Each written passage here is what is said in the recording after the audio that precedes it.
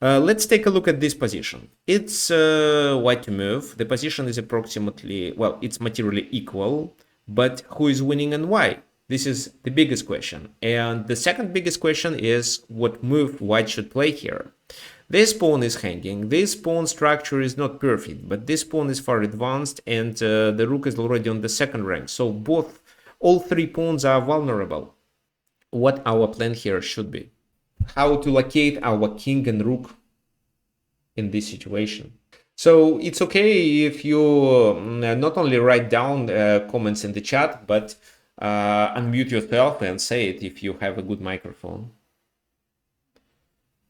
Okay, so Brian suggests f5, f4, supporting the pawn on e5 and then trying to promote it. As well as then Ruparel also suggests f4. Okay, great. What about rook f1? So maybe first we should save these pawns. Yes, it's too passive. Exactly. How black should play? Well, for example, a5. Then what? King takes c3, a4, so g4, rook e2, then h4, saving this pawn, a3, and then the pawn goes to a2. Maybe there was a, well, king here, then rook goes there, rook a1, a2, and, well, now f4. Yes, but the rook is always tied down to the pawn. And if the king comes to take, then some of these pawns are vulnerable. Maybe instead, in this position, they can come closer. But then the king comes closer, and every time f4 is played, the g2 is hanging, and the white king is further from the place of action. Yeah, so rook f1 is passive. It's great that you understand it. That's why it's better to sacrifice some material, but make these pawns passed pawns. So c2, for example, doesn't make much sense. First of all, the pawn is vulnerable and you can take it. Second, you don't really need it. g4, king c7.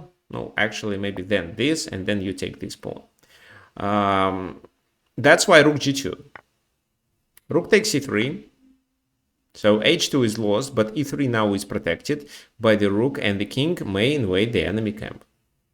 So if rook h2, for example, it can be rook a3. And if they try to save this pawn, you can play e6. So here, there is a pawn on e3, which stops the enemy rook attack. This is additional factor that allows you to play for a win. And if they play something like that, with hoping that you push and then they attack like that, from behind, f5. And after this move, king d4. So if they take, you push, and the pawn will be promoted. So c5, king e4, and there is nothing they can do to stop a pawn.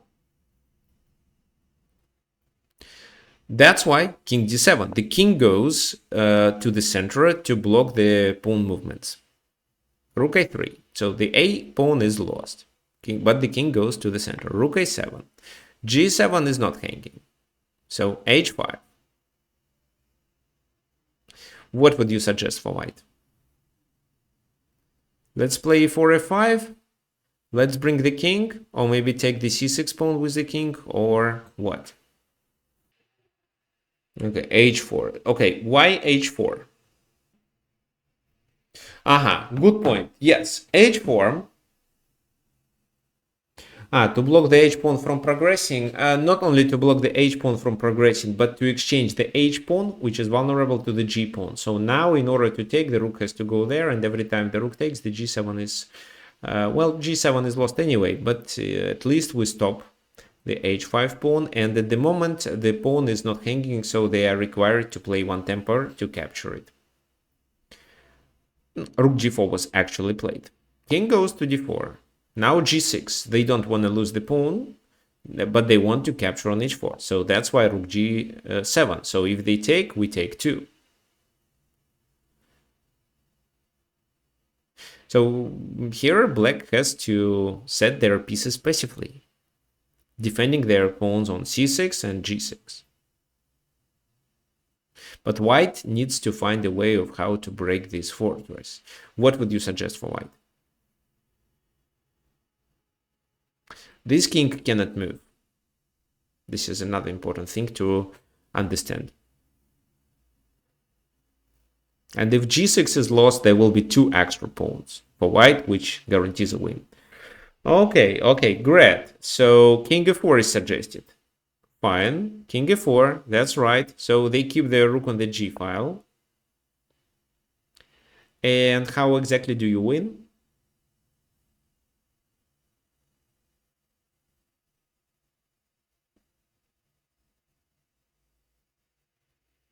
Well, if you play f5, you lose.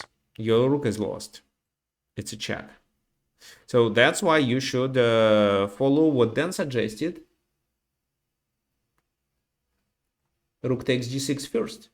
Yeah, rook takes g6. Oh, yes, and arrows also probably mean rook takes g6 check. Yes, and it's actually winning. And those of you who suggested rook g6 and then f5, well, guys, my congratulations. You play better than Akiba Rubinstein because he didn't find it during the game. f5, king f7. Well, when I analyzed this game, I saw, wait a sec. If we take on g6, isn't it just a winning pawn in game? Yes, it is. And it is because we have an extra pawn. So f takes g6, king takes g6, king f4. This pawn is vulnerable. We can capture it until, until the moment when our king leaves a square of this pawn, we are fine. And the square of this pawn at the moment is huge. So it's this. Once he goes there, it becomes smaller. But our king is still inside it. What are we going to do? We are going to advance this pawn, helping with the king, and then capture this, leaving this pawn alive. It's too far from the enemy king.